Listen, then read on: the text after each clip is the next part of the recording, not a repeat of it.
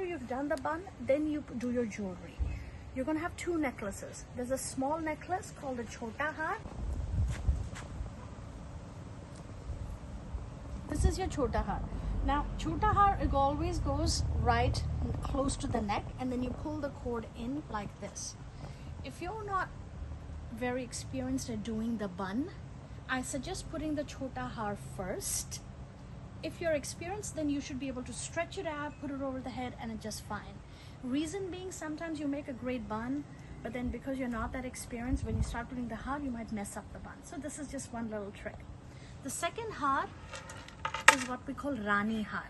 Rani har is the longer one, and again, always put it from the back, not from the front. That way your bun won't get disturbed. So first you cover the bun, put it over the neck, and then you leave it down. This one, you don't stretch out as much. And I'll show you later how to pin the har onto the chunni and your outfit so it doesn't move everywhere. But it's two hars. Now, can you turn around? So you should have two necklaces that you put on your outfit.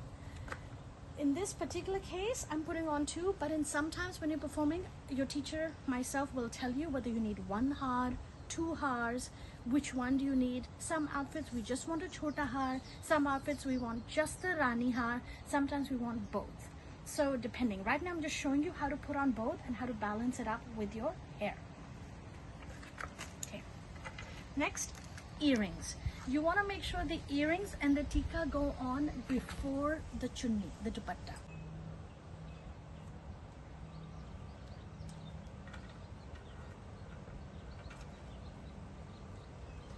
When you're putting on earrings for Kathak, if this child doesn't have ears pierced, don't worry about it. Do not try to play around with clip-ons or anything like that.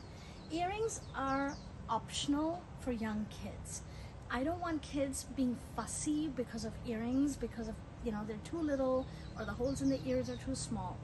But generally, if you're comfortable, wear the earrings. These earrings are very, very light. I got them specifically designed for our dance school, so it matches everything, it matches all your outfits and shouldn't feel too heavy when you do your check-out. Once you've done your necklaces and your earrings, then you start with the tikka. The tikka, there's a couple of things you can do, but I will give you what I believe are the basic and most important ones. First of all, your tikka has some sort of pearl at the end. It may just have an end of a jewel. Please make sure that it's facing front so that this is the end portion and this is the front portion. So first you want to position it to see that this star portion is around here. Now, depending on the dancer's face, you don't want this pearl coming in between the eyebrows. Some people do that. That's very wrong, and it's going to get in the way. You want to make sure this pearl is right around this spot. That way you still have room for your bindi, and this is how you position it. So what I like to do is, first of all, just make sure it's positioned right and hold it. Then I usually get the dancer to put their finger on it and hold it for me. Once I've done that, then I can double check over here to see is it in the center. If it's not, then I move it. Don't put any pins, don't do anything until you've done this process. And then the first thing you do is put your bindi on. Reason being, as you're working on your tikka, you will not know if it's being centered or not just by eyeballing it. So if you put a bindi on, that works as a nice little way of knowing where the center is. So then I put the bindi on first, right there, and that way I know as long as the pearl is right above the bindi, I'm positioning it correct. Now I start on my pins. So for this part, I like to use this curved pin if you have them. These curved pins, because they're very strong and they work really nicely with the tikka, and you use two of other plain ones. So the first thing you do is you take the curved pin, open it, and then you can let this go now, beta. And you put this one right over here in the middle of your jewel connector. So if this is the jewel and that's a connector, you put this one. That's your strongest pin of all.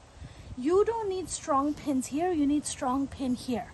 Then this portion here, you use two pins, one from one direction, open it up and have it covering like this. Second one from the other direction and have it covering from here. That way they're not visible right up here. You've only got this one pin visible and it's curved, and these two are right in the back. Got it? Now the next thing after this is that while you're dancing, this is still going to move. So you need this portion pinned down. Don't use pins over here or anything like that.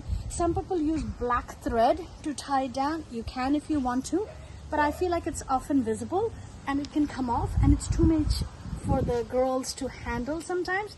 But if your girls can handle it, feel free to use it. What I do instead is use an adhesive like this. This is eyelash glue. Now you can also use clear nail polish or any other type of glue. Some people use double tape. That works out nicely as well. Double tape is great for making the stick, the tikka stick, but because we're dancers, you will sweat, and that forehead sweat will then make the double tape come off. And this is a very common problem. You double tape it and it works fine if you were going to a party, but if you're going for dancing, you need something a little bit stronger. Pick an eyelash glue that your child doesn't get irritated over. They do have chemicals in them, so you would just want to make sure you try out the kind of brand that works best for you. It's very simple. Now you take this little brush. Eyelash glue is a little interesting because once you stick it on, you don't press it down right away. So first of all, I don't want to stick it to her hair, I want to stick it to her skin. So I take the first 3 jewels, so this one and these 2, and I put my eyelash glue right on the part that's going to touch the skin, not on the pearl, but on these 2. If you want, you can put on the flower too, but I feel like if you just put enough over here, it'll stay. Now, once you've done it on these 3, don't stick it onto the skin right away. It won't stick. You have to wait till it gets aired for about 10-15 seconds. Let it air nicely. Now that it's aired nicely, just count it around, play some music, talk to the person. You're doing good? Yeah. Once it's sort of aired, if you want, you can test it by gently touching with your finger, and it should feel a little sticky. It's almost like a little thready thing will come out. If it comes onto your hand right away, it means it's not fully dried up yet. So you want it like semi-dried. Once it's semi-dried, then you press it down, again making sure that the pearl is right on top of the bead. If you've put good glue on these 3, you don't need it over here. And all right, so remember, I put the eyelash glue underneath these 3 pearls over here. I did not put any under this flower. You don't want the glue to be sticking to the child's hair. It's very hard to get out. It sticks, and then when you pull it, it'll pull on the child's hair, and that's not nice either. So this kind of positioning will make sure your tikka stays where it's at. You've got 1 pin there, you've got 2 pins here, and you've got your eyelash glue that was applied correctly, allowing it to be semi-dry before you're sticking it on. On top of this, if you want to use this double stick tape and a black thread, go ahead and do that. Feel free to experiment and see what works best for you. But if you do this, it's positioned correctly, then your tikka and bun and your gajra is all set.